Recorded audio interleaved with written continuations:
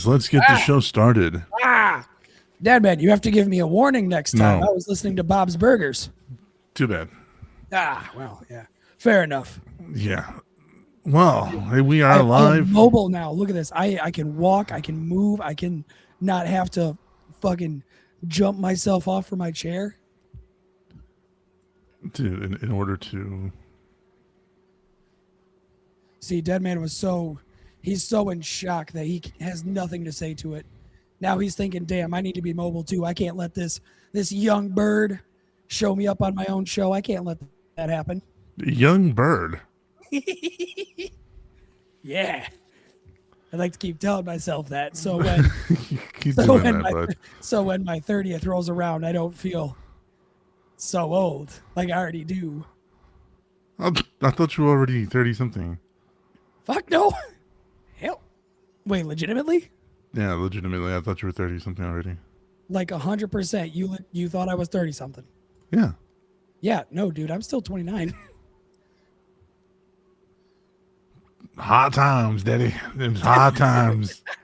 See, this is what happens when life decides to kick you in the wiener and you still try to look good.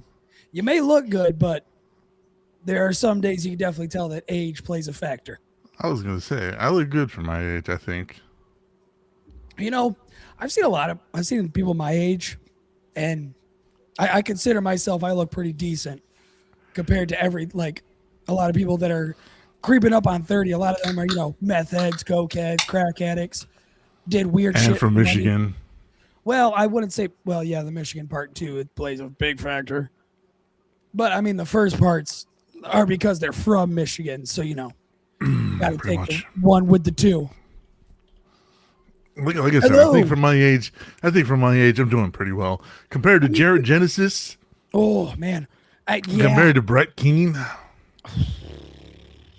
I seen a video. I don't know if it was a recent one they did or if it was just one that they decided to post up. But it was a video of Brett getting paid money to show his gums, and he had to be what did he say? 30? He was like 30 something. He was 35. Yeah, he was 35. So what this motherfucker did, if you this is all factual too. I'm not making any of this up. I just want to be this clear. Is no aspersions, Brett. Professional. Okay, this all happened on video. Yeah, professional bullshitter here. Let me remind you that I am being 100% factual. He took the corners of his mouth, pulled them down, and when I say you see nothing but gums, nothing. And this is the same dude that will talk about having a full set of pearly teeth anytime he does the AI generation picture for his show. He'll show himself there in the biker leather. I'm pretty sure assless chaps, but he doesn't want to let the world know that he wears those. All chaps are assless. And then you just see him, and he goes to talk, and you see teeth in the mouth, and you're like, "You're a fucking liar." You know you are. He's always been a fucking liar. Oh, of course. And yes, Brett, that's confirmed too. So in case you want to try to disparage us, please try. I've already got one leg up on him. Come on, I'm standing and I'm talking. I've already got the upper hand. I'm not laying down. My legs work and I have teeth in my head. Oh, and I'm almost 45. Oh, and I've never called my kid a water-headed idiot. Am I saying that? No, right? I call him much worse, but it's out of love. It's not to frame another person. No, it's just because sometimes they do kid things, and I want to kick them. But I openly say I will kick them. It's nothing new. Yeah, but look, I'm almost 45. I have to bring out the hair in the back. I ain't got no. Thank God you got long hair, else you'd have a fucking rat tail. I got color in my hair. Got the Jerry curls on tonight, ladies. My hair's always curly. I just always have it up in a bun. That's one of the things I hate about being Hispanic is the curly hair. Oh man, that is one thing I love about being white. Like no matter how long this grows, it just stays kind of straight until it gets around the ears and it just curls right out. Oh, then you get the Kyle curls. Yeah, get those. And then I get the start of the fucking mullet in the back too. And then my girlfriend has to convince me to not grow another mullet. And that's a 2 That's a 2-week argument in itself. Just start showing her videos on TikTok. Be like, oh, look at this mullet. The How mullet does is this back. mullet look? Business in the front, party in the back. In the back. Hell yeah, brother. And I'm Oh, from the South too. Oh yeah, that's another thing, Brett. I'm also from the South, so yeah, but the actual side, yeah, I'm actually from the South, not like some Texas. wishy-washy fucking state. Yeah, No, like people on the southern part of Michigan, they're like, I'm from the South. No, you're not. you're not. You're a piss away from the Ohio border. You are not from the South.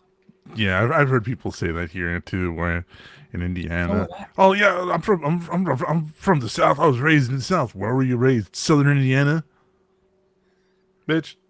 Have you ever stepped foot to Kentucky or Tennessee or I mean, Louisiana at that point? Speaking of Louisiana, oh, buddy, I'm excited. My email what? got flooded today. Absolutely flooded with I'm some listening. work.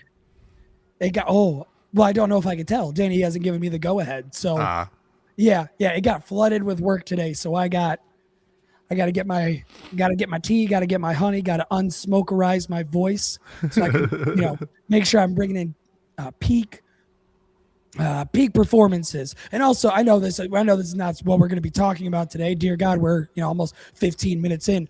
But new episode of Persona Mortis has dropped today, and the reason I'm bringing it up at the top of the show is because it was I know everybody has that personal episode of a season that they like. This is mine simply because of the tirade-esque thing that happens in the very beginning of the show. I love doing it. I love recording it. And oh my God, did I love writing it. Oh, it was so fun. that was a lot of fun. That's why I said I was excited for that episode because I knew it was going to be a blast. But yeah, Persona Mortis, new episode came out today. Go check it out on wherever and whatever you listen to your podcasts on. Dark Charm Media is the name of the channel. Oh yeah, whoops, yeah, Dark Charm Media. That's where you want to go. Yeah, I mean, and hey, hey, if you're we're there, 50 minutes in. We can't help but take a couple of pot shots at people Still who early in the consider show. themselves gamers. That's the part. That's the only reason I'm bringing him up because Jared has officially entered our space. He's officially trying to be a gamer, a streamer, whatever you want to call it, fucking Okay, content creator. Except he can't play video games. Heavy Rain. I'm sorry if you can't beat at least the first half of Heavy Rain. What? That game is nothing but a long, quick time event. It's a How can you movie. not beat those? It's a movie that you interact with sometimes.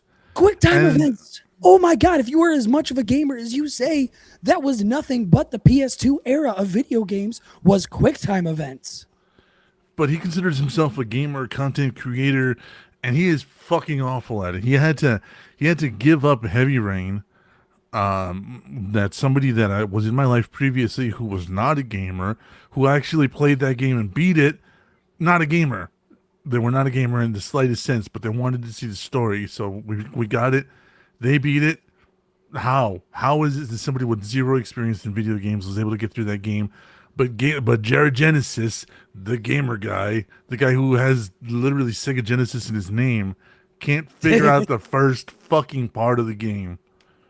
Oh, yeah, I would bet my bottom dollar the only reason he has the name Genesis is because he thinks it's part of some the Greek numerology that they do, like the Alpha, Omega, Kappa, all that bullshit. I bet you $5 right here that he thought it was that and it sounded cool. You owe me $5. And then He's actually confessed that it is actually the Sega Genesis. oh, he's such a fucking nerd. And I would bet even more money that if you put a Sega Genesis game in front of him, like I'll give him an easy one too, Duck Hunt. Like we'll give him That's a Nintendo game. don't care. It's still an easy video. I want to give him an easy video game to play. Okay, nothing that requires more than 2 brain cells. And Duck Hunt is the only one I can think of, or even Pac-Man. Pac-Man at that. I don't think he could beat Pac-Man. I don't think he could get very No. far. Oh, I don't he think he beat the could do first much level. in. I don't think he could do much in Duck Hunt. I want to see his slower than fucking molasses in the winter ass beat a Sega game that kept me fucking stimulated with my cousin Ricky, Space Harrier. Let's see you Never do heard of that. Never Oh, heard of that. Space Harrier and Space Harrier 2. You know what? I'll actually do us the favor of pulling up some footage for this because I'll tell you what, Jared, you want to prove that you're a fucking gamer. The Genesis was your favorite system. I want to see you play this. Hold on. You know what? If we're gonna change our names to the consoles that we loved as kids, I'm from here on out. I am now Gibby Station 2.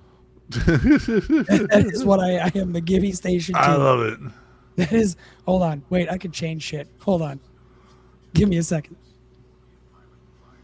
Oh, there he goes. He'll be back, folks. He'll be facts. I'm just waiting for fucking. Why is this? I'm getting some footage. Okay, no, that's fine. I had to do it real quick.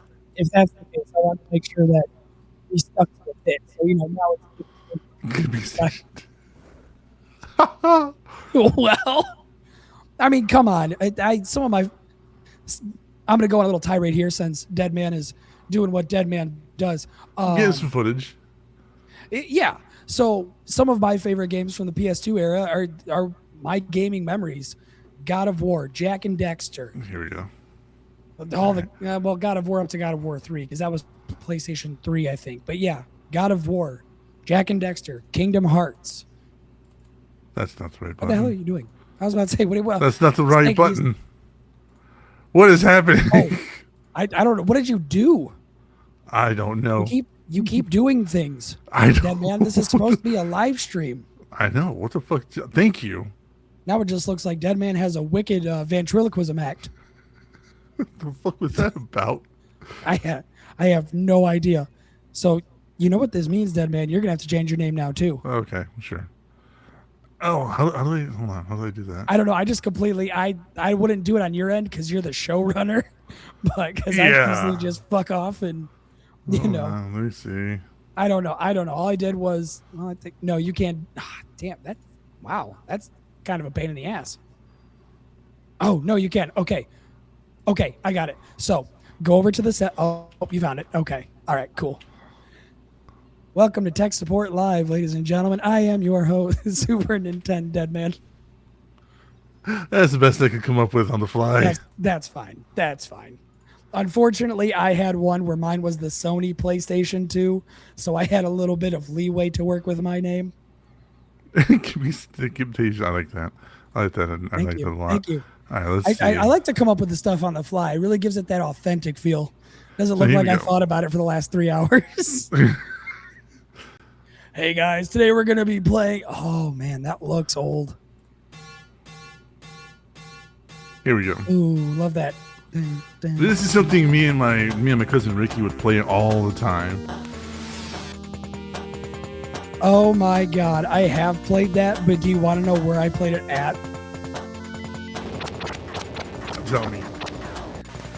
I played something like this as a Yakuza minigame. It makes sense. They're both Sega properties. Oh. Yep. Nope. So I have played this. I played it in. It was a Yakuza arcade game that they made you get a high score on to 100% the rest of the game. So yes, I have played this. Now keep in mind, this is Sega Genesis era. All right, this is not Sega CD or anything else like that. This is the Sega Genesis Master System. And I would love to see Jared try to beat this one stage. Oh, I would do a go just for if he can get like we got to set a decent number. Like it can't just be no weak shit. If we could get 5 million points, $50, no problem. I'd find a way. Beat the game, you'll get $5, Jared. How about that? Beat the game in $5? Ooh. I don't even think I would do that on my worst day. It's always worth. God, if this ain't that classic arcade type feel right there. What, is somebody 100%ing it? Or are they just bullshit? This is a long gameplay. This is 30 minutes long. Holy shit. Yeah, to tell you how long this game really is, I mean, 30 minutes for a Genesis. That's pretty good. That's a pretty decent amount of content you got right there.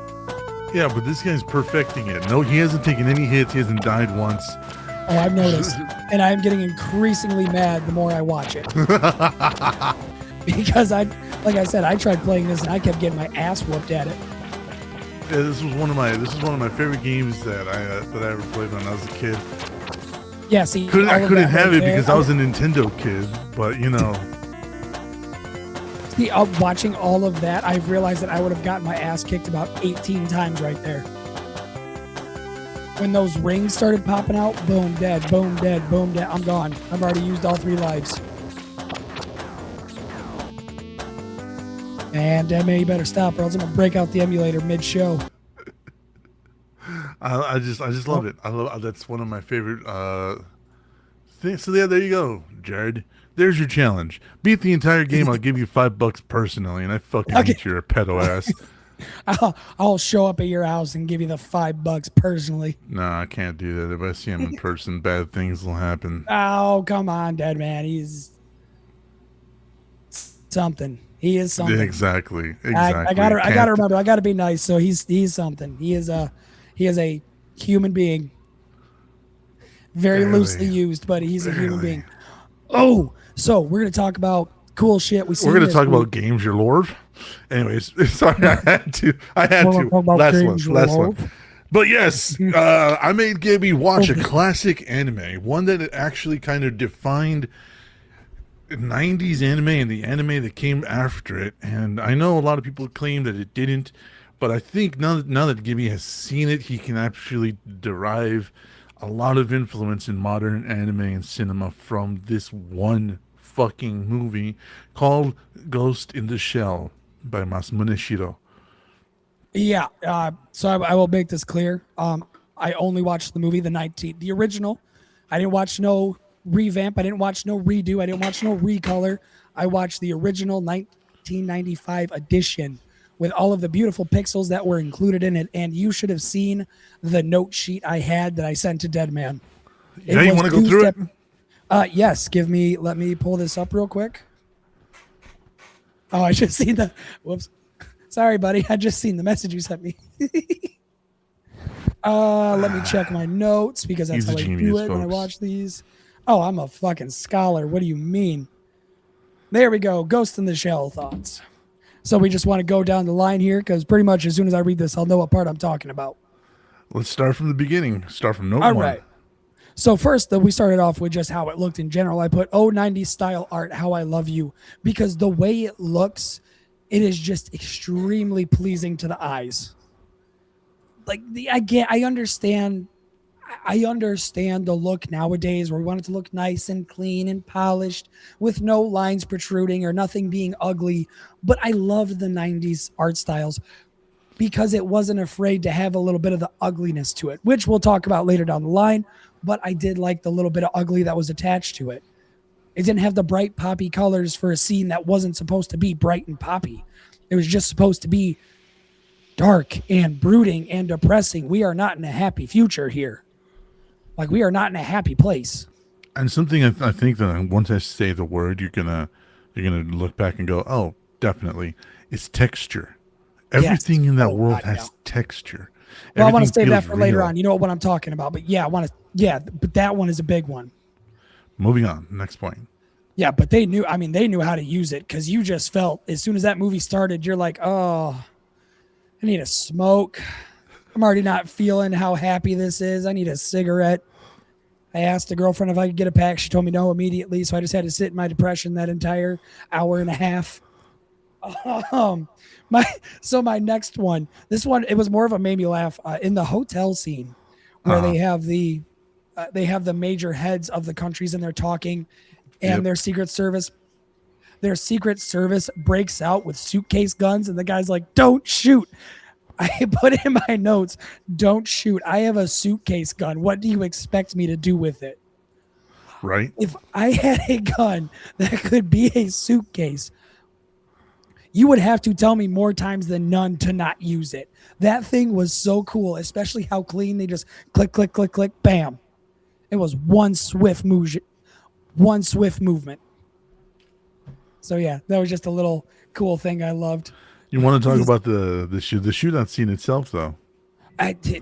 Again, 90s violence was different than what violence is now. Because with now violence, you get like a little squirt of blood here and there. No, 90s violence was like bullet went through the brain. You saw the matter on the wall. They did not cut anything back. There was blood spurting. Yeah, you seen that little drop of blood hit all the way in the corner pocket from fucking 5 feet away.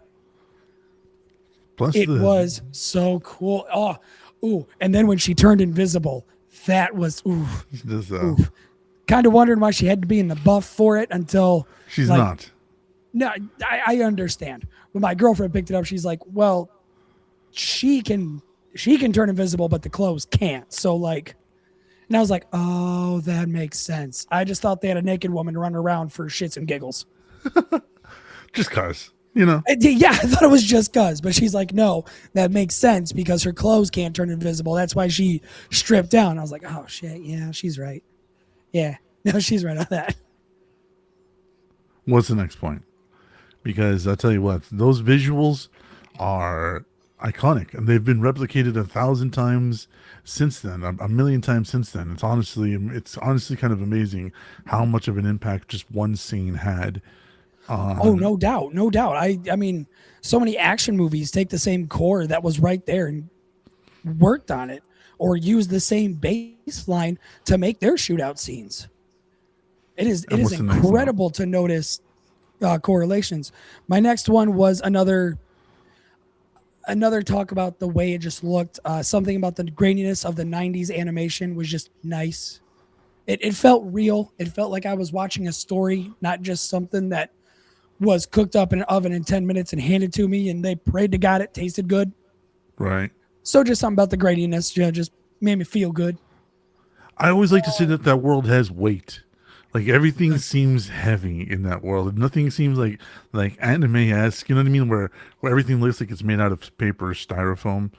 Like there's just weight in the world.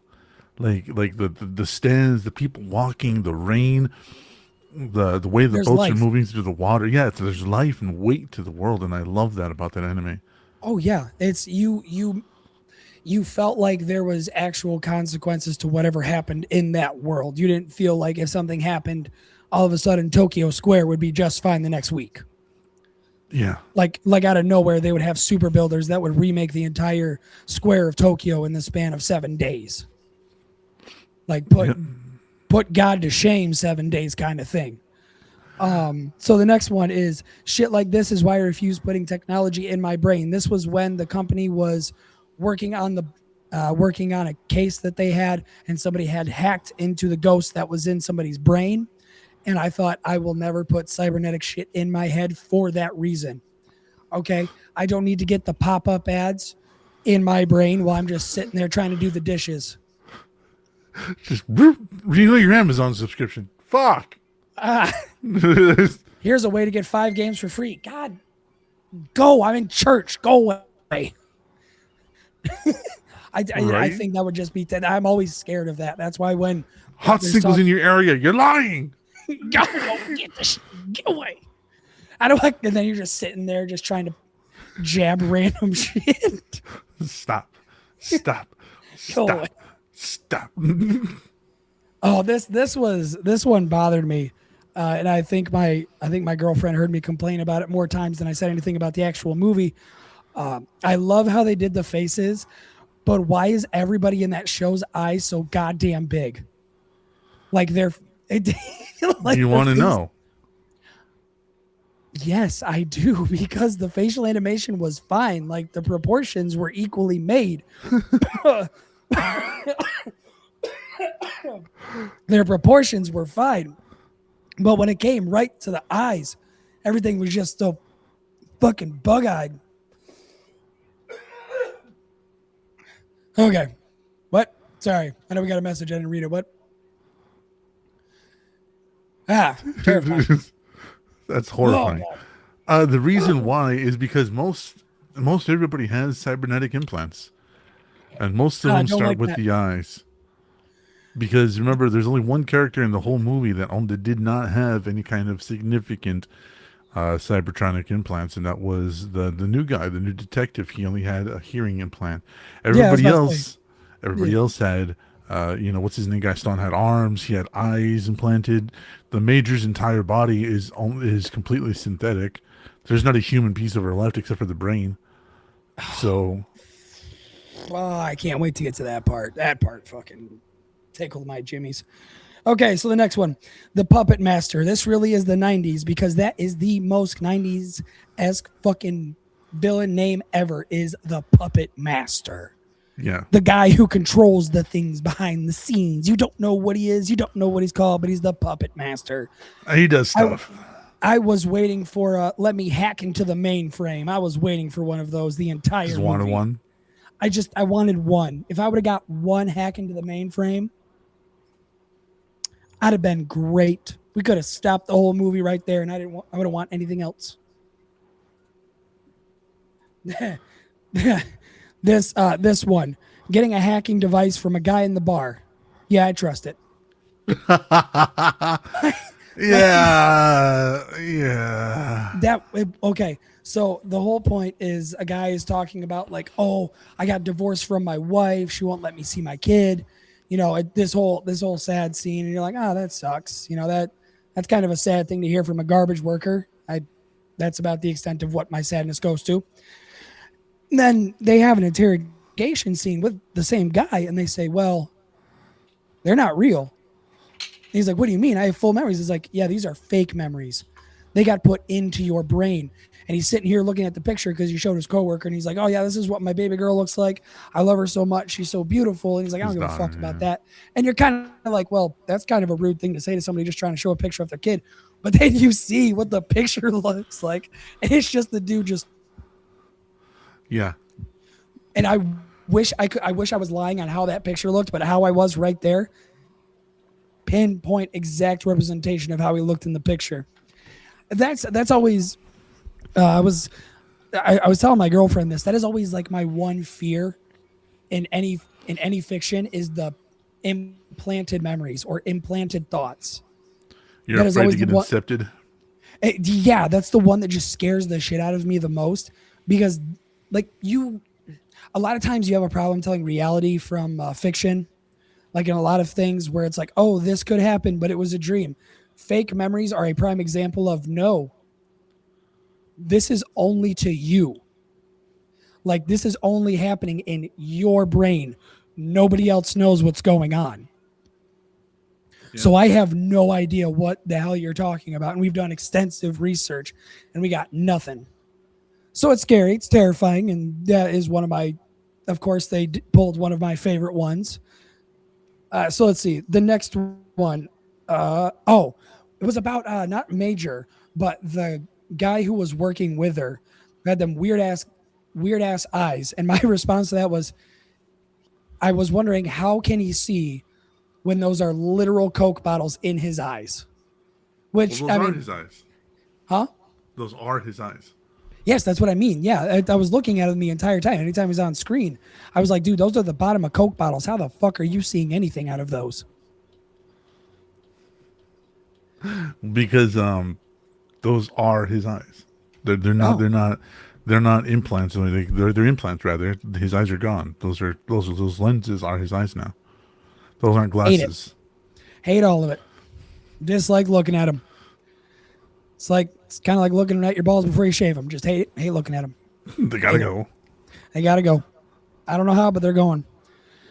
This one was just me, a little personal one. I always wondered what it would be like to walk around in one of those markets. You know, the markets you see in a lot of Japanese movies and a lot of TV shows where it's just a bunch of tents. I mean, you can go to Shipshawana, kind of the same thing, but not the same thing because it's just a bunch of people trying to sell you Palmas and Nikis or Jadens. They're just trying to sell those. I don't know what those are, but yeah, I get it. Oh, no, knockoff brands of actual shit. Okay, I get you. Yeah. Yeah, they're called swap meets where I'm from. Yeah, well, flea markets, swap meets. Flea markets, yeah. Same difference. They're all the same shit. People trying to sell you shit that they found in their closet or made in their garage at 2:00 in the morning on a Coke bender. So the next one. Every time somebody used camouflage, I was incredibly flabbergasted. It was cool. It was awesome. They did not make camouflage just be some, I'm looking into the blindness, like I can't see shit. Like you see their outline. I thought it was cool how they did camouflage in that show. I know a lot of other things they just do filming random scenes and acting like he's not there. No, like he was blind to the characters, but you could see him. Yeah, because of the way the light bends around him, like his outline. It's just it's so good, right? Then he's running through the market, knocking people over, and then the camouflage glitches for a split second, and you're just like, oh, there's that motherfucker right there. There he is. He's running. I can see him. I can see the sweat off his ass. Get back here. Now, so we were talking. Dead Man had brought up in the beginning. What was it? What was it you used when I was describing the scenery? Wait. Not wait. The other one. Not composition. Anyways, he brought up a word that described art, like how you would describe a very artful, beautiful piece. And there's a scene that comes up. There's a scene that comes up where they just show a lot of the scenery, like no talking, just music and. Well, let's hold on. You're skipping over the fight in the puddle. Oh, I didn't.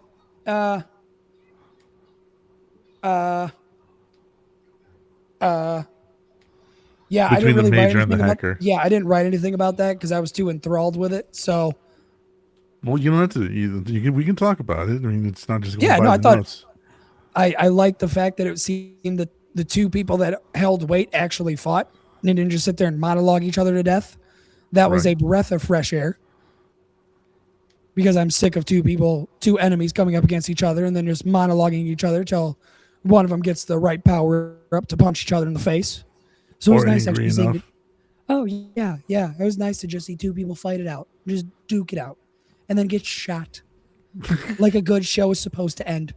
Like they said in the Seven Psychopaths, nothing beats a good shootout. I am so glad I can now use that reference. I am so glad I can now use that. Welcome. So I fucking love that. I'm gonna shoot your dog in its little gay face. No, Face is anything. not You can gay. shoot these guys. You can shoot these guys. Don't shoot my dog. Did your gun really jam in the middle of a shootout? Yeah, hold on. Can you start again? I'm not starting again.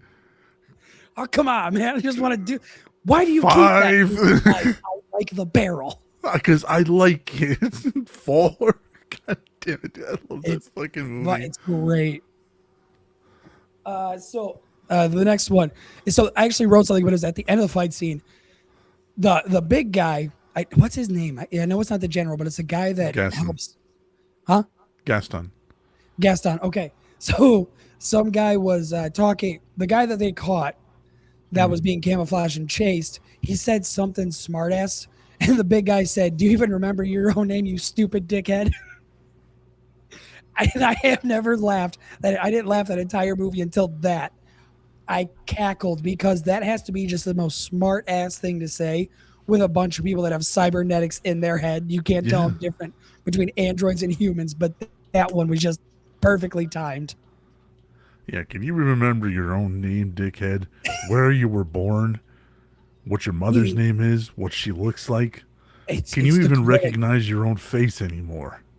But each one of those lines, like, yeah, it's funny, but then you're like, fuck, he's right. Like, there's so much cyberware and, chroming up in this fucking world that people forget that they're human. And it's kind of cool because the scene you're about to bring up with the major going down the river on the boat, she sees somebody with her exact face. And I don't know if you noticed that. I did not know. I was laughing. I was laughing at that, so I missed it. Yeah. But I do remember the rest of the lines, but I didn't put too much thought into it. Now that I sit and think, it's like it is that is a very heavy thing to be because it's like we all know the process of what's going through, that we're all having these cybernetics put into our brain. We are taking our steps away from being human. Very heavy shit. And I think I think it's one of the more interesting aspects of the story. And that's like, where does humanity blur? Where do you stop being human? How much does it take? And while he's doing something, yeah, it's wonderful poetry, and honestly, a very poignant line from Gaston. The way he says it, it's.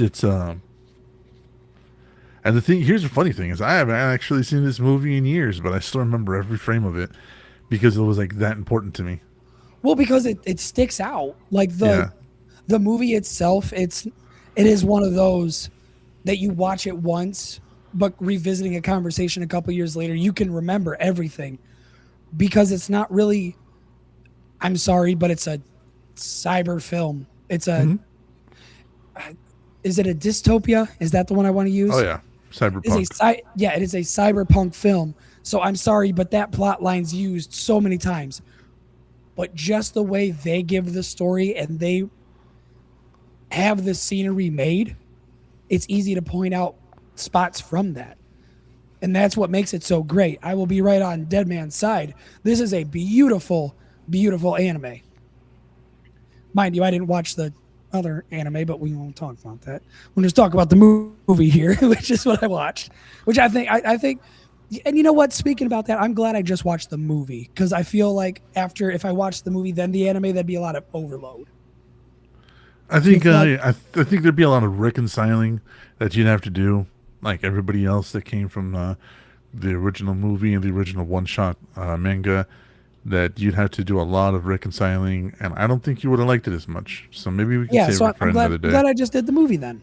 Yeah, Cause yeah, yeah, because I could view it at the base level of what it is, and I can appreciate that. yeah. Well, the next one, oh, this is where I figured out about. This was when we actually hit where the wife and kids were a fake memory. That's the spot where we actually hit it. Okay, so I'm gonna say this the same thing I said about Evangelion. I liked the voice acting. The Hmm. voice acting was actually good for being of its time. Is Major supposed to sound like a robot? Like is that the whole purpose? Is she supposed to sound like her voice is controlled and no intonation without or no inflection in her entire speech? Major Makoto Kusanagi has been all cybernetic since she was 7 years old. So Okay. yes, her voice patterns, her voice, even the way she speaks, outside of like combat, is very robotic for a reason. Yeah. Okay. Okay. So that's a supposed to be thing. Hmm. Awesome. I just wanted to make sure that that wasn't me just being super duper picky about No, 90s voice acting again. no. What's really funny is that when you read the manga, she has internal dialogue, and the internal dialogue is actually fairly normal for a person. You know what I mean? Like she has thoughts and feelings and whatever. But when it comes to the way she speaks, yeah, she's been fully she's been fully artificial, fully cybernetic since she was 7. So yeah, That actually makes a lot of sense now. Like I said, I just wanted to make sure it wasn't me just being picky as hell that's right. because I know that happens as well. So Yeah. another thing, my favorite part is that it's set in 2029. So we have 3 years, 3 years before we hit this. So either everybody get on the cybernetic train or get off. I will get off happily. Next one, the scenery. Again, I wrote about the scenery a lot because I love the way that they drew this. I love the way that they animate it. It is it's beautiful in a dark way. It's like seeing a painting from the 18th century of a war where somebody has a head posted up on a pike, but it's just the way that the colors combine with each other and clash with each other. Color theory was their fucking best friend making this. That's all I can equate it to. Is the people Yeah. that were doing the colors knew color theory like the back of their hand. Oh yeah, Masamune Shido, the guy that actually made the manga, is one of the first ones to use Photoshop way back in the day to color manga. He was one of the first digital artists to do that. He actually helped create the mapping software that is standard in Photoshop now. When you go look up Oh any no of his shit. other, yeah, when you go and look up any of his work from like the 1990s, and you see like realistic textures on the walls or the pillars or like the clothes they wear, he did that. He figured out how to with just regular old 1990s Photoshop map the way everything works around and like the colors and the the skin tones and everything. So he was a pioneer, even way back then. So yeah, it is no doubt that when he got a chance to animate this story, to put this world together, with the like one of my favorite theme is purple and blue. Like as you can see it here on our channel, it's absolutely gorgeous the way that he was able to like make these contrasts just pop and then make the people feel the Like you're characters supposed to feel live like there. people. Yeah, yeah, like it has life, like it has weight. Yeah, like they're not just some random ass NPCs they threw in there for shits and giggles to fill it. They're Yeah. not just filler people. They look like they have a lot. Like you feel like some guy's about to get fired on his way to work today. Like that's how on spot they did the characters, and I love that. I love Yeah. when that's something I told the girlfriend the other week when we were watching a movie. I'm like, what's missing from a lot of these movies is a lot of them don't feel like the scenery has life to it. They feel empty. They feel dead. Like it's even a happy movie and everything's just bland, lifeless. Nothing more but two characters talking, and then we go to the next scene. Nothing happened in the background. The next one, I don't remember what part of it. Oh yeah, the point of the vocals and the city shots, was that just to show off the animation? Was that just them to show off the scenery? A lot of that was so that you can feel that the world is real. Oh, okay. Okay. Like so much of that, like even the vocals, those trilling vocals that are, I always found I used to find them annoying, but then I went back when I was much older and I watched it again and I was like, he's showing their culture. That's their culture. Like literally, he's showing you what Japan looks like through his eyes in 2029. Um, and I kind of had to understand. I kind of had to, do a little bit of understanding myself and go and let go of that God, it's annoying, and go, oh fuck, this is the way that his world looks to him. You know what I mean? Like even the That makes sounds, the sense. visuals, and what the worst part is that now that I'm older, I can actually say that those trilling vocals added to the sense of realism to the world. You know what I mean? Like when those vocals are going and they're going through the market, one of the shots when she's on the boat and they're showing like stalls and stuff, I almost swear to fuck I can smell what they're cooking. I'm like, yep, I'd pay for that. But yeah, no, now I understand it. Well, I understood it, but with having such high intensity moments prior to it, like the movie does not slow down. No, It does not take a break. It did ketamine before they started shooting this. They're just like, deep in a let's K keep hole. going. Hey, deep into it, deep 6 feet. And I thought that this was just a point where they're like, all right, everybody's coming down. Let's go get some coffee. Let's figure our lives out, and we'll come back to this. But no, now I mean that does make sense to see. That's what I thought it was, but I wasn't too sure. Again, I didn't want to sound like an art fig and be like, oh, this is just to show the scenery. But now it's like, oh wait, that's actually what they were trying to do. Yeah, it is what they were Gotcha. trying to do. Okay. You can absolutely Okay. sound like one. Okay. Yeah. No, then I'm gonna sound like one. Yeah. Then I now understand what the point of it was. It was good. It was great. It was beautiful. It was amazing. Probably won't watch that scene again, but you watch it once and you appreciate it. Oh, let's see. The next one. We're going down the line here, folks. I got to make sure I don't whap my keyboard here and accidentally send myself into oblivion. Da, da, da, da, da, da, da. Don't remember what I was talking about with this one. And this, ladies and gentlemen, is why we don't make cybernetic bodies. I think it was just for the fact that they were interrogating the puppet master while he was inside the naked blondie's head.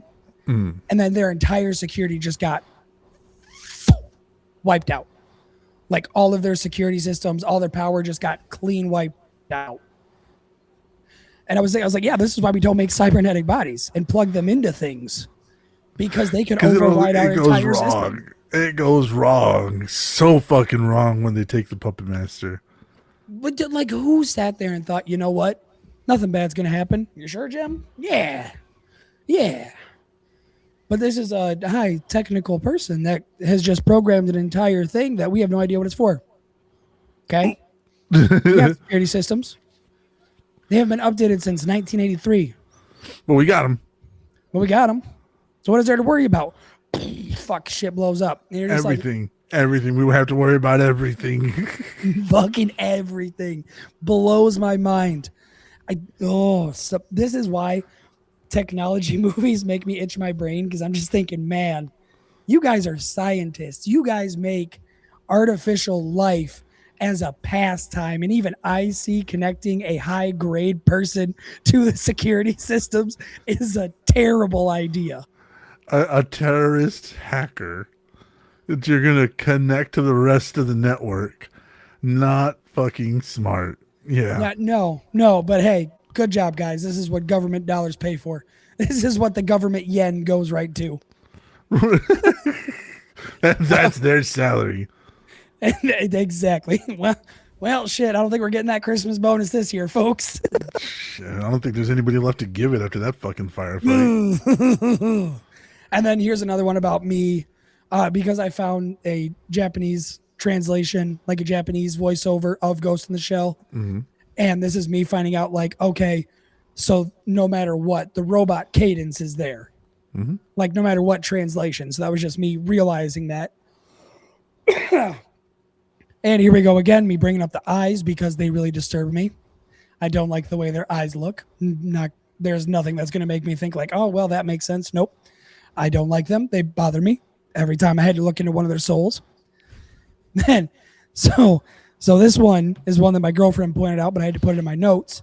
So at the beginning, when they have the puppet master connected to the machine, first she was just missing hands. And then they cut away to just them talking. And then you come back and she's just head and tits. Yeah, her torso. Oh, yeah. I'm sorry. Head and torso. Yeah. But I'm when I say I wrote it word for word how she said it to me, I am not lying. She just said, "What happened to the hands?" Now she's just a head and tits. So I didn't paraphrase. That is not me paraphrasing whatsoever. That is word for word. Well, there's a little bit more there than just head and tits, but I mean, hey, no paraphrasing here, man. I will answer in the official capacity that I read in the manga, that they kind of did not put in the movie for time, and that's when they asked the same question. They asked, "Where's the rest of her?" They say, "Well, half of it was destroyed by a truck. Oh, that's right, because she did get hit by a truck. The other half we took away because if she's who we think she is, we don't want her to be able to move." So let's connect her to the machine. That's the next best thing. Well, the thing was is that the initial squad had it right. They had her offline. They had the puppet master offline.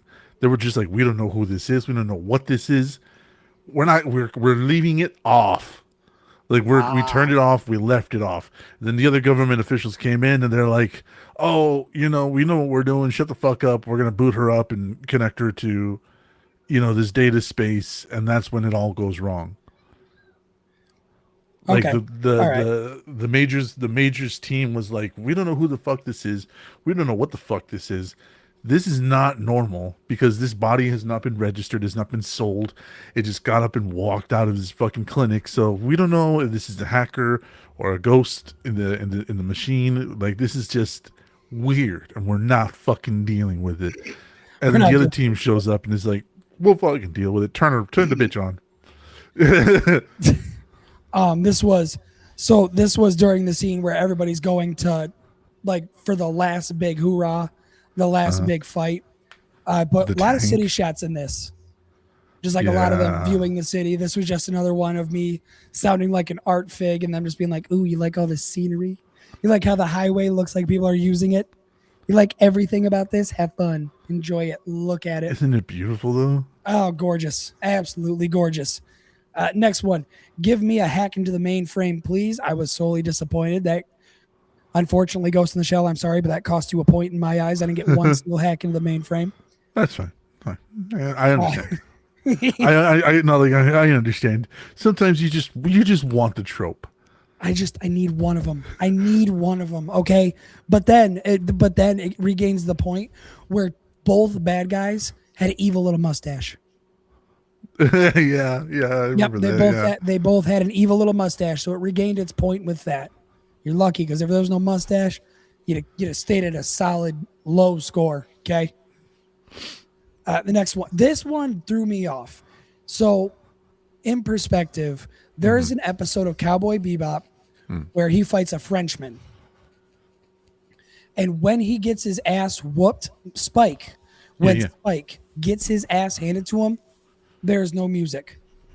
It is deafening silence the first time those two encounter, which is weird because the rest of the time, anytime he fights along to the beat of the song, or there's a nice track to back it up to sort of make the fight, a little more amped. But when Spike gets his ass kicked, it's silent, it's somber. There's nothing happening. You just hear the punches land and the wind blow, and it is bone chilling. Oh, with LaFleur. Yes. Yeah, okay. I was trying to Yes. pinpoint it. And I was like, wait a minute. Yeah, LaFleur. Yep. Yeah, Yep. The fight with LaFleur, his first one, where Spike gets his ass gets his handed ass to him. handed to him. Yes. And you hear nothing but the sounds of blows landing and the wind blowing. And it is chilling. It is bone chilling. Now, why do I bring up Cowboy Bebop in this? Well, we are now in the last 20 minutes of the movie, and Major is going to fight a tank. Now, instead of having heavy metal or high energy music that you would expect in a normal boss fight or a normal end of movie sort of major fight, Conflict. we Yeah. don't. Yeah, major conflict at the end. We don't get that. We get a very monotone sort of eerie music following Major fighting this big tank that's trying to kill her, and there's no change in tempo. It is just harrowing music for the entire fight.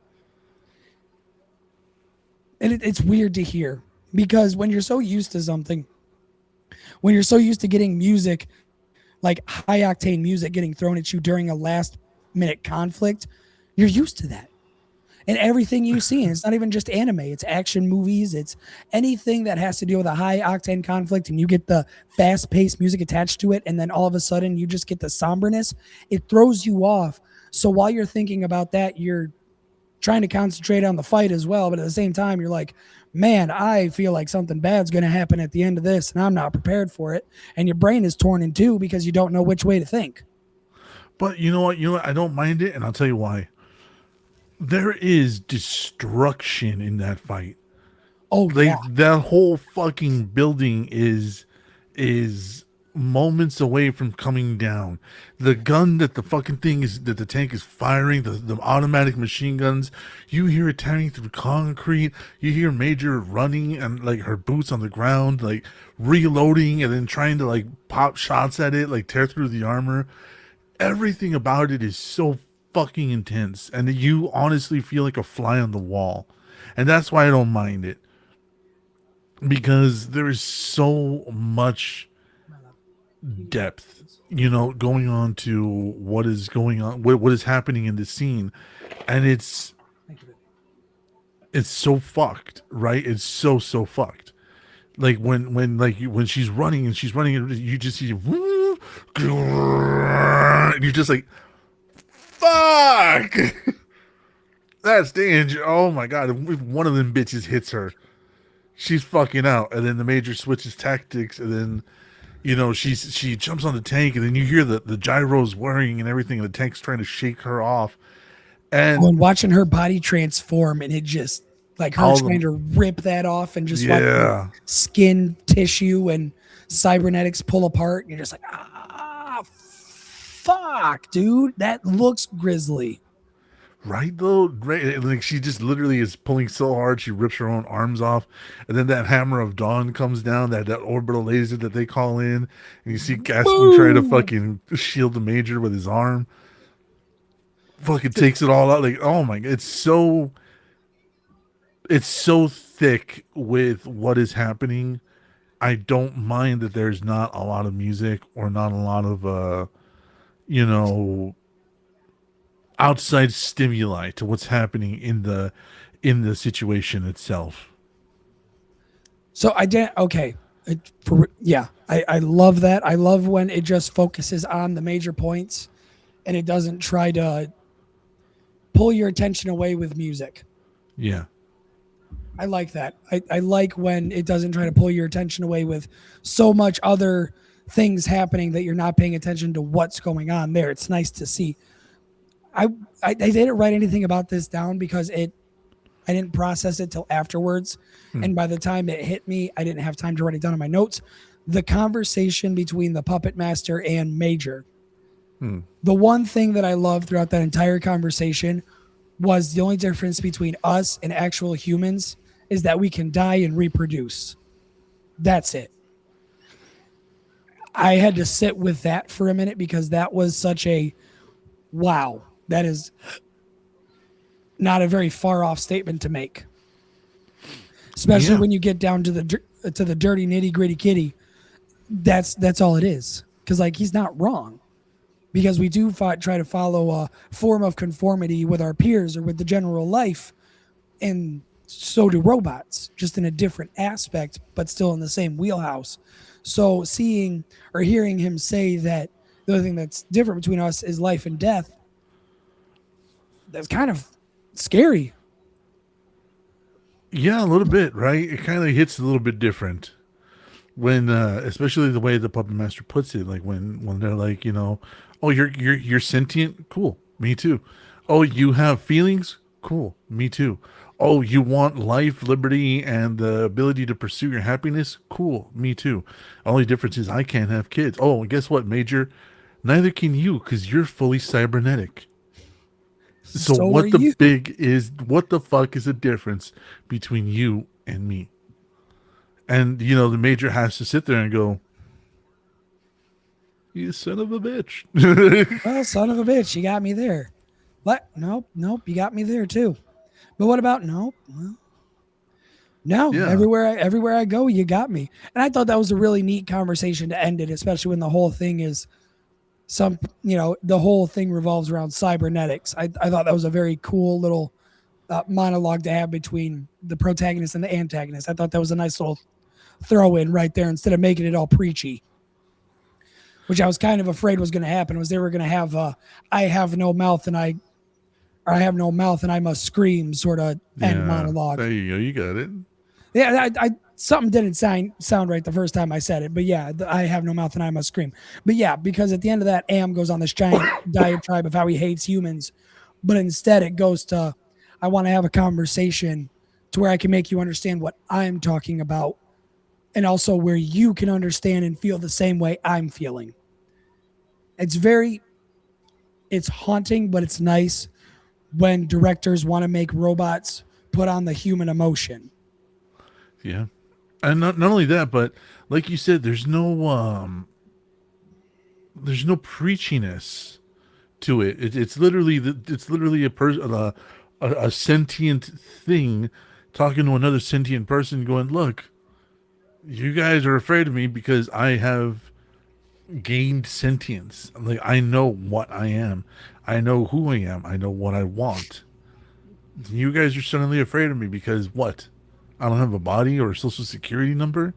Like how? What? Like why the fuck am I so deadly that you want to kill me?" That part. Okay, so we finished the whole thing. They have a whole conversation about joining, which we'll talk about that with the ending because I got gripes with it. The next Absolutely. one, yeah. So the big guy brings out a gigantic gun because he's like, "Oh, what are you going to kill him with?" And he just says, "Standard issue big gun." And I want every single firearm from here on out to be named that. Standard issue big gun. Standard issue big gun, standard issue small gun, standard issue medium gun. I just want everything named that now. I don't want a Magnum, I don't want an AK, I don't want an AR, I don't want a fucking Phillips. No, I want standard issue insert size here. That's it. Cut out a whole bunch of middlemen with that. That I'm was for it. I'm for it. that then this is me just being a man is jack in dot dot dot dot haha, because he was like, we got to jack in. So all I put, I shit you not, was the line jack in a couple dots, then haha, because I may have giggled a little bit. And then there's next one is somebody is talking with a computer, or like they're trying to communicate through another being. So I had to be a smartass and I put, is this how Stephen King, or not Stephen King, is this how Stephen Hawking felt talking with a computer? I thought I was funny with that, and I may have giggled at my own joke. I'm not gonna yell at you because honestly, it's all valid. I, I may make the jokes, but I have valid opinions. So this is, I loved it, but this is where my gripes happen. Let's hear Is those. Okay, at so the before end. we get to no. Okay, no, you're right. You're right. Go for the gripes. Go, go, go. I'm sorry. My So my apologies. gripe is now she's a child. When the entire hold on, no. With the entire movie, she is a grown ass woman. Okay, she is, I would say, late 20s, early 30s woman.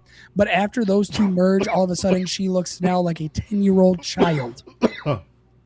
And the Uh-huh. last thing, the last interaction we get in the movie is her having a, well, I'm gonna go find myself now.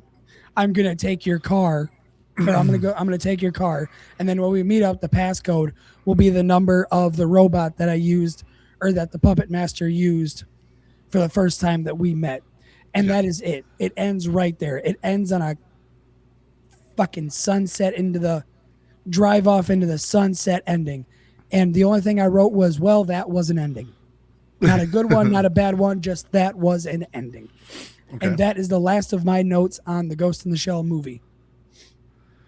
So let's go down the list. Well, not down the list. Let's your favorite part, your least favorite part. Honestly, I would have to say my favorite part was her fighting the tank, just because that was such a new and fresh feeling, coming from a general shonen watcher to something like that, where the music didn't match the tone of the fight. It was it was a new breath of fresh air for me as somebody who hasn't dived much into the early, or like the 90s anime. So it Yeah. was a nice breath of fresh air for me. The part I didn't like was the ending, because like I felt like I got ending blue balled with that. And I will happily admit sometimes I'm not smart enough for an ending. Like Right. I'm not smart enough to understand an ending, and I feel like Ghost in the Shell gave me that example of me not understanding something, but I know there had to be a meaning there. I just didn't catch it. So that was a me thing. And I'm not saying it's shitty because of that. Like I wholeheartedly accept that I just didn't understand what the point of the ending was. No, no, that's actually very good. That's actually very intellectual of you. Believe it or not, that is highly intelligent of you to say that. Because a Yeah. lot of people will say that I didn't get it, therefore it's stupid, or it sucks because I didn't get it. No, so Like before, why can't Gibby, what's that before we go on? I can't say that because I understood Evangelion. And I yeah, still thought the ending of Evangelion was dumb. it is. Yeah, so I know I'm like not a fucking psychologist, so everybody's internal monologues they were having, a lot of them, but I understood it, and I didn't understand some parts of it, but I still thought, wow, that was dumb. And I still like, I don't need to be a rocket scientist to understand that that was a bad ending. Yeah, This is one of them where I can say I don't understand it, but that doesn't mean it's bad. There's a lot of significance to it, probably just didn't catch it.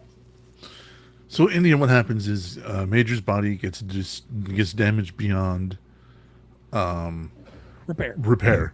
So does the entity's body, right? Or the intelligence's body.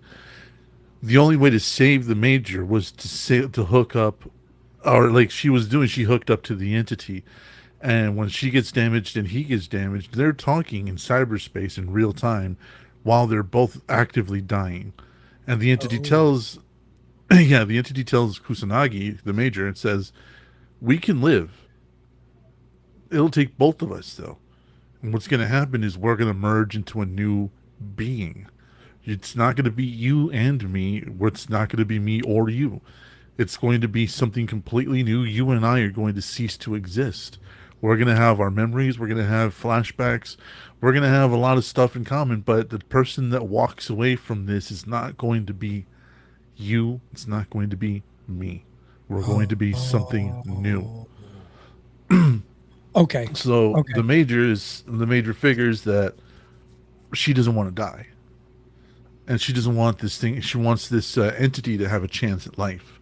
So she says, "Yes, So they merge, and with their combined, will to live, or neural activity, the body survives long enough for Gaston to get another body. And he raids an old factory, which is what he says. He raided an old factory to get her a new body. Except the only one he could find was that of a little girl. Fair So enough. that's Okay, that makes sense. yeah. He said it's a quick line in the dialogue that he's like, it's the only one I could find on such short notice. I can't buy one. You know what I mean? You're a fugitive now. So this is what you get. All right, that's fair. That is incredibly fair. So when this new person, this new entity slash Kusanagi says, I have to go find myself, they're not talking metaphorically like a girlfriend that just broke up with you and says, I want to find myself. When in reality, she just means sleep with half of her coworkers. No, literally, it's like, I don't understand this world. They're literally, I don't understand this world. I don't know who I am in it. I am literally a brand new thing with memories of Kusanagi, with memories of this entity from the web or the net. I have to Okay. figure out a way to coalesce this into an existing person. Okay. All right. Fair enough. That does make more sense. Now Yeah. that it unfortunately had to get explained to me, but I'd rather get No, no, explained to me no. so I Hey, you know understand what? it. You're smart enough to ask for help, and that is more than half of the battle. That is Like cliche as it may be, that is more than half of understanding something new is asking for help. oh, of course, of course. I'm not gonna. I mean, I'm not gonna come into because you've told me that this is your favorite anime, It is. and that'd be a big dickhole move of me to come in here and just like, the ending was stupid. I couldn't fucking do it. I can't do that. Because it's something that made an impact, and I don't yuck somebody's yum. I want to know why you love it.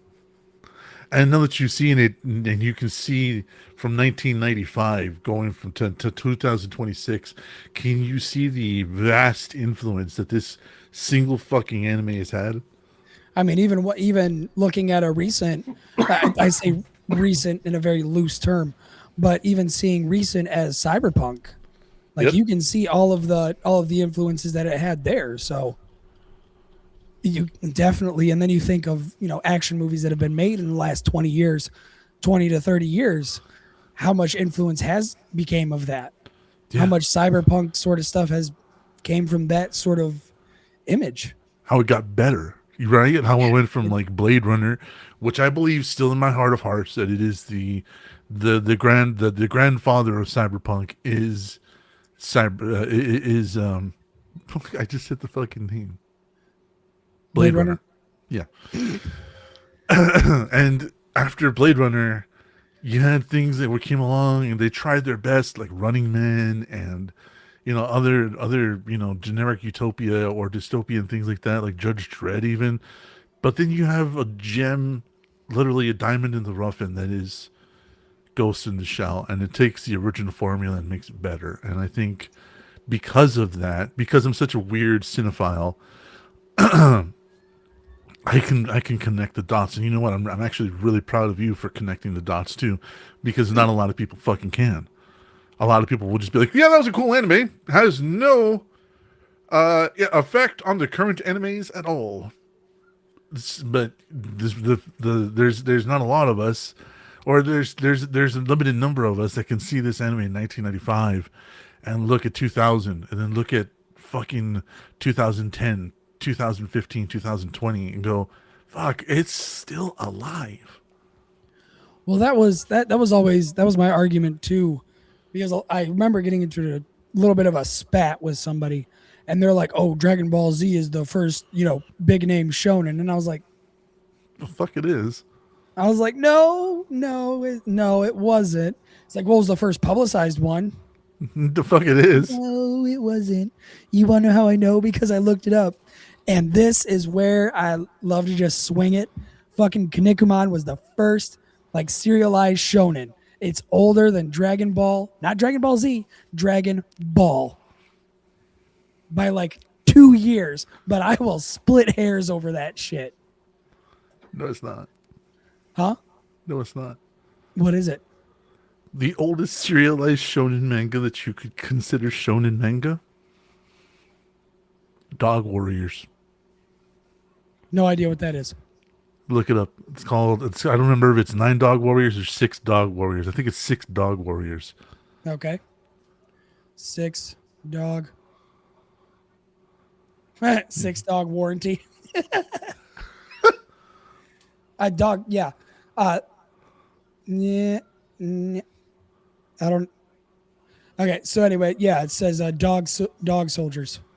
Yeah, 6 Dog Soldiers. There it is. There it is. Yeah. Okay. Oh, yeah. Fair enough. Well, I stand corrected. I won't apologize to the motherfucker because no way in hell. But okay, I stand. No. Here, do everybody a favor. Kinnikuman came out, I think, in 1980. Hold on. Let's do this. Real quick. My 1985? phone's got 1%. Let's do this lightning round. Lightning round. Fuck. If I could spell them. No, that's why. My brain was telling me. Okay, serialization. Oh my god, you guys people make this fucking 1979. Okay. I was close. Yep, 1979. So let's do another one. Let's see when Dragon Ball was serialized. Yeah, 1979. Look at that.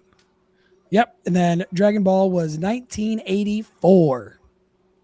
Now, do you want to read what the year that 6 Dog Soldiers? Yes, I do. was? Yes, I do. I actually do because I've been riding this high horse and you have comfortably kicked me off, so I need to know the date. Let me see. Where is it?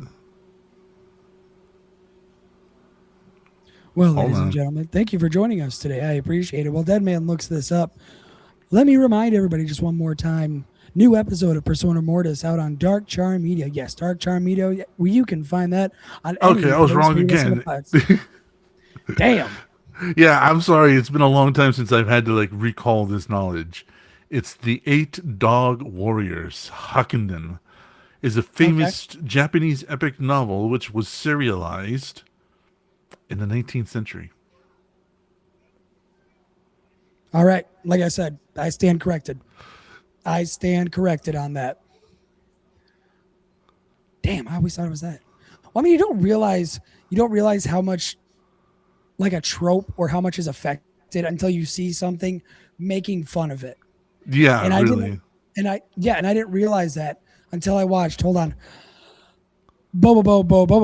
I didn't realize how many shonen tropes there were until I seen that show start using them and pushing them, taking the knob and cranking it all the way to 20 when it stops at 10. Like there's a scene where Don Patch and Bobo are having a who has the saddest backstory fight. It's still my favorite. And it's still one of my favorite scenes Still in that one of my entire favorite, thing. yeah. And you realize you're like, oh my God, they actually do this in shonens. Mhm. Like one person has a sad backstory, but then the other person has to have a sadder backstory. You can't outsad me. But yeah, Great. 8 Dog Soldiers was the first serialized shonen that you could qualify, and it came out in 18 something. Oh shit! Okay. Yeah, based on 15 something Japan tales. And the reason I learned about it, believe it or not, was because the guy that drew the cover art did not read the shonen. Oh, he's just like, He didn't fucking read it. They gave him this manuscript, and they're like, "We need cover art for this. It's called 8 Dog Warriors or 8 Dog Soldiers, and it's about whatever. Read the fucking thing, and it's about 8 people that get together and defeat the evil shogunate. Whatever. The guy didn't read a fucking word of it, but he still drew the fucking cover. It's just a if it looks puppy. cool, that's all we need. No, it looks cool. Puppy. Well, He just wanted to draw puppies. And so the guy gets the publisher gets the picture back, and he's like, you didn't read it, did you? You didn't read a fucking word of this. And the guy's like, sure I did. And you thought a puppy was the right thing to present this. That is actually the question. They're like, we're behind, so we have to go with it. Fuck you. I hate you so much, but here you go. So yeah, everybody opening this like, oh, this would be a cute. Oh. So I don't know why, but I don't remember. I think the artist was like a cousin of one of the authors or something like that, or like was related to him. But the publisher comes back to him and he goes, "We can't fire you. You're in on the team. Next step is the next issue is gonna come out. Can we please get Read the something? fucking manuscript." And the guy's like, "You got it." Yeah. Did not read it. I'm gonna do it again. I'm Did it fucking again. do that gives off the same energy of, yeah, my buddy does tattoos. He'll do a whole sleeve for $20. That is the same energy. Let me see if I can. Let me see if I can find like. Oh, You gotta here. Let me give a quick. So while Yeah, go Deadman is ahead. doing another lookup, I'll give a quick little anime review. So Doro Hidoro season 2 came out this last week. I have never been so pleased to see so much blood and guts in my life in an anime than when I seen Doro Hidoro season 2. It was nice. I'm glad it came back.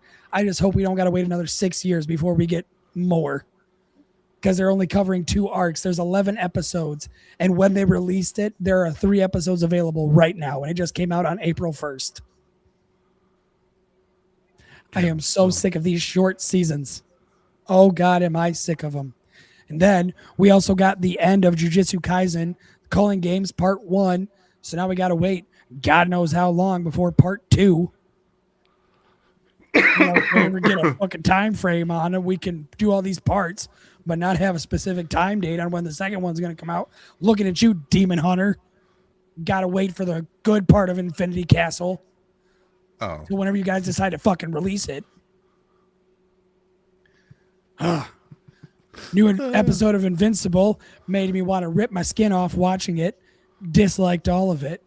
Not in a bad way, but if you've seen it, you know what I'm talking about. It'll make you hurt. Dead Man, did you see it? Do you know what I'm talking about? I have not. I keep wanting to, and then every fucking time somebody comes along and says something, and I'm like, God damn it. Yeah, me and the girlfriend were sitting there watching it, and we had to pause. And I'm like, wow, that was. We looked at each other for a solid minute. We're like, wow, that was intense. We need to do something. We need to watch something funny and light, or else I'm gonna cry in a corner all night. Right? I love animes like that.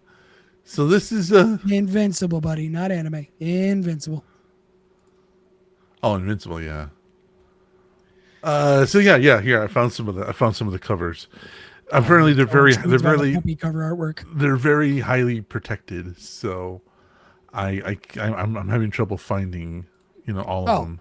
Well, I'm not gonna make fun of it. I just think it's funny that's how the guy. That's funny. I love it. I love it so much. This thing is supposed to be a shonen where people fight and there's Yes. government propaganda going on, and this guy's like, I'm just gonna draw puppies. Yeah. This was the books. Yeah. I love it. I think that's great. And there it is, the Eight Dog Chronicles, just like I said. But yeah, this is a cover, and this is another one. And At some point they were just expecting it. They're like, do we expect something serious this time? No. Awesome. No. So we're just gonna No. keep putting this out with puppies on it. Yeah. Do you And they want did. him to leave? Do you want our the best guy we have in here for editing? Do you want him No. to fuck off? Okay, then somebody shut him up. It's gonna keep happening. We'll handle the PR. Yeah, and it's wonderful. I don't know. I can't remember how the fuck we got on that, but it's wonderful. I love it. The oldest shonen. That is the oldest shonen made in the 1800s, about a 1500, fucking whatever. But now you can even hit him with that. Be like, bitch, there is a shonen so much older than both of us thought, and it is the dick on the table. It is the baseball bat to the head. I'll be out. I'll drop it. I got no problem. Being able to have that little bit of knowledge is just dropping right on the desk. Oh, another quick little movie review while I'm right here. The new Super Mario movie. It is good. I don't care what any of you nerds say. If you're going in there expecting high level cinema, I'm sorry, you are in the wrong fucking theater. Yeah, I don't know who did. Like the first one was great. I loved it. First one was great. Second one was great. And you know how many times I looked over at my girlfriend, like I had to kind of like reach over my kid to tell her. But I was like, that's so fucking cool. Yeah, It I've was, it was heard. it was good. I've heard mixed reviews. I don't care. I'm still gonna watch it. I would. I mean, if you got a couple hours to kill, I would go watch it. We took all the kids to see it. It was a nice movie. It was a nice. It was a nice little time. Yeah, it was a nice time. I don't go into kids movies expecting peak cinema. Right. I'm sorry. I don't go in there expecting Guillermo del Toro fucking directing. I go into a Mario movie and expect to see Mario. flashy colors and a good funny time. And you know what I was presented with when I sat down? A good and funny time. Now you With a Star complained Fox about cameo. Seth. What's his name being the voice of Donkey Kong? Yeah.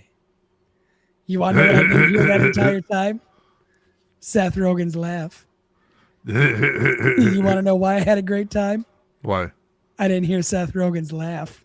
Yeah, they didn't do it in the movie. No, and am I happy in a sense? Yes. Does this continue to raise my hopes for a DK Crew movie? No, it does not. No, it's not going to Even happen. though they showed him in the first Mario movie, I know we're never going to get it. No, I'm never going to see I'm not going to see my man Lanky Kong on the big screen. It's not going to happen. No, it's not going to It's happen. depressing. But Rare you know what? won't let it go. Oh yeah, Rare needs to get off their fucking high horse. Go to bed if it's over.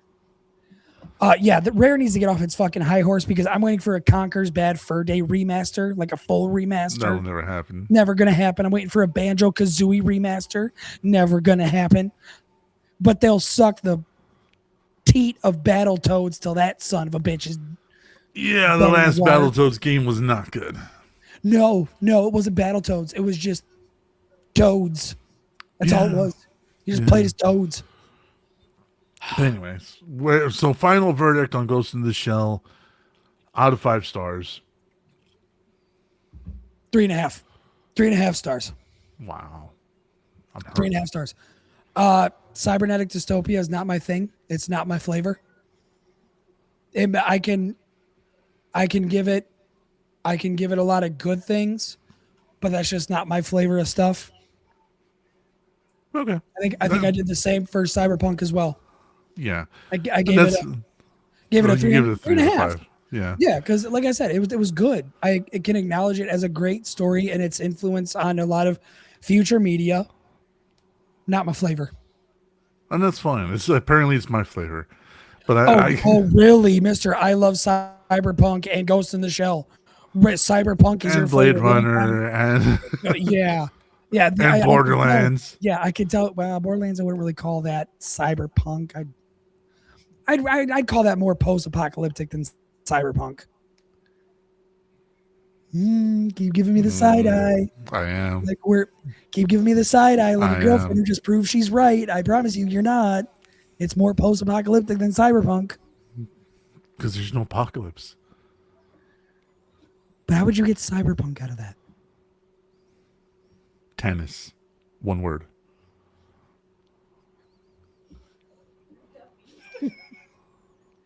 I can't with Tannis. Nope. I can't. Not. I can do Wasteland. I can do everything else. But Tannis or not, she does not make it cyberpunk for me.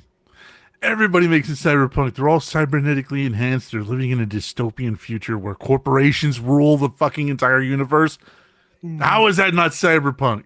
You go to any of the fucking actually established cities outside of Pandora, it's riddled with neon lights, flying cars, corporations and corporates. Yeah, and it's cyberpunk. Sorry, pal. Agree, disagree. No, you just don't want to admit it. Agree to disagree. That's how we're going to end that. So yeah, 3.5 for Ghost in the Shell, ladies and gentlemen. That's what I'm leaving on. Yeah. For me, it's a 5 out of 5. Wow. Again, this is due to being there when it was out, being there when it was fresh and new, and I got to see the influence of it. You know, you're coming the opposite way. You're seeing the influence of it, then going back to the original. I was at the original, saw the other way. So we're two diverging timelines, and that also affects our opinions of it. Fair enough. That is very fair. So, Deadman, now that we have came to your conclusion of your favorite anime, I have to come up with mine. Mm-hmm. And I've been debating on this for a couple days now. I've been sitting contemplating swirling my whiskey in a glass, thinking of days of old. With a cigar by the fire Yep, just while wearing your contemplating. smoker's jacket. No, robe. Thank you. If you're going to Oh, say what I smoke and make sure it's the right thing, it's a robe, silk robe on top of that. Um, so I think next week we're going to go over Bobo. Bubble Bo. I'm sorry. What? Oh, we're going to go over Bobo. We are going to go over the entire thing. I mean, every single episode. Why? Because I need a reason to rewatch it. And I feel like there is no better time than to make my co-host, who swears that One Punch Man is peak comedy anime. Peak gag character. Oh, sorry, peak gag character. I'm going to show him what gag character really means. I've seen Bubble Bo. Too bad we're watching it again. I'm not opposed to it. We're gonna watch it. Okay, because I needed something, and I'm like, I'm not going to make him watch all of Kinnikuman because I'm going to have to do that too, and I just don't got the time for that. That's a that lot. kind of time. Yeah, I stopped watching Kinnikuman back in the fucking 90s. Yeah, that's about 200 episodes right there, and I got kids and a life, man. I can't dedicate that time. Kinnikuman, that's closer. Isn't that closer to like 500? The Ooh, full series. full series. That's a great question. Let me do some looking. I know it's a big number. It's a ridiculous number. Yeah. Yeah, It's well, the that's same thing with Bo. no, it's not. Bobo only has like 20 something episodes. Or am I thinking of all the spin-offs included with it? I I think I'm including the spin-offs. don't think there were. Are we thinking of Kinnikuman or Bobo with the spinoffs? Because I don't remember any spinoffs with Bobo. Bo. I don't think. I don't think there was. May episode count. If I could spell. God, this stand-up desk is a fucking godsend. Yeah, there's 76 episodes. Of what, Bobo? Yeah. Wow. Yeah, compared to, oh man, there's a lot right there. How many episodes? That's what I need. I don't need. Yeah, we're looking at about for Kinnikuman for base. It is 205 episodes. Oh, damn, I was way off. Yeah, so was I. No, I was close. I was close. I said 200. Yeah, you said 200. I thought it Yeah. was way more. That's going from the very first episode released in 1983, going all the way up to the Perfect Origin arc, which was released in March 30th of 2025.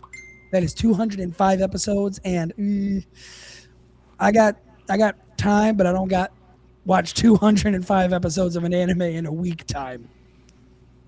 But yeah, no, there's Chohajike,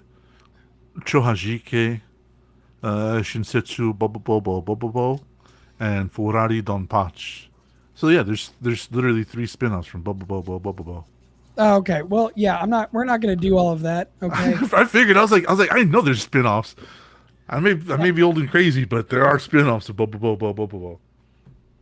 Yeah. And yes, for those of you asking, no, I do not allow the short name to be said on my show. Say the whole fucking thing with your whole fucking chest. If you're gonna bring this up, I'm gonna make you say the whole name. The whole fucking Piece name. of shit. But yeah, so next week, that's what we're gonna go over is the entirety of Bo.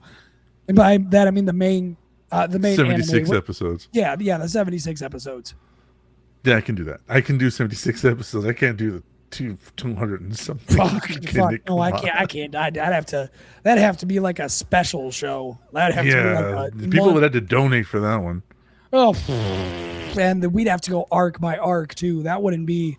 I think if we were to ever cover One Piece like that, that would have to be a special like that. That's a subscriber goal type shit, you know. I do for real, but that's going through like everything. That's 1,000 something episodes to get caught up. Yeah. Yep. Took my son casually watching 2 years to catch up. Oh, welcome to the club. We're dead, depressed, and hoping for an ending soon. Oda already said that it's going to happen soon. I know. Way sooner than later. He said that he does not want to go out like the gentleman that did Berserk. He said he wants to end his story before he gets too old or too sick to finish it. Honestly, good on him. Good Yeah, on him. yeah. So I would rather him finish it and him be alive to see everybody love the ending instead of what's going on with Berserk right now. I yeah, like Berserk, but man, I don't like I've this never arc. liked Berserk. I've never liked It's it. after like I say every single time, after the Retribution arc, it just goes downhill. No, it was never good. For dark fantasy manga, it's pretty good. Not saying great, but I'm saying pretty good. We'll go over that next week. In 2 weeks, we're Ooh. gonna do Bubble because we both need time to watch 76 full fucking episodes. So, Yeah, we'll do 2 weeks. So next week and we'll next just I week, think we might just shoot the shit. next week we'll touch on Berserk and a couple of animes that we or a couple of things that we both believe are either way overblown or way underblown. Ooh, overrated and underrated? Yeah, Ooh. and I'll send you a couple of OVAs to check out as well, so you can come into my side of the anime pool. Hit me with four. I think I can stomach four. I'll hit you with two. Hit you with Okay, two hit me because they're with both pretty heavy.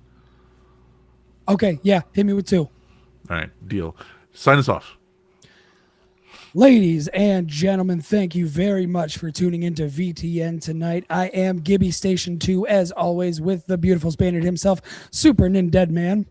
You have been listening to VTN. If you like listening to our voices and hear us do funny little characters, go over to Dark Charm Media. Now, you might be asking yourself, Gibby, where can I hear Dark Charm Media at? Well, my fine feathered friend, I'll tell you, you can go to any podcasting platform to hear it. That includes Spotify, Apple, Stitcher, wherever else they do podcasts. I don't really know. Go find them.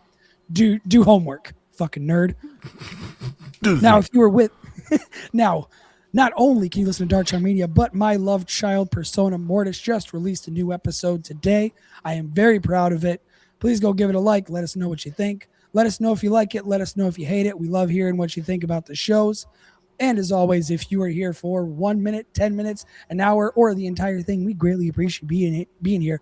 Now, I know we're getting towards the warmer months. It might be rainy.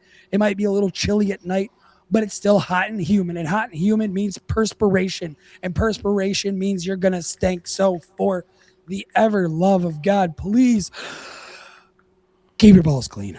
Have a good night.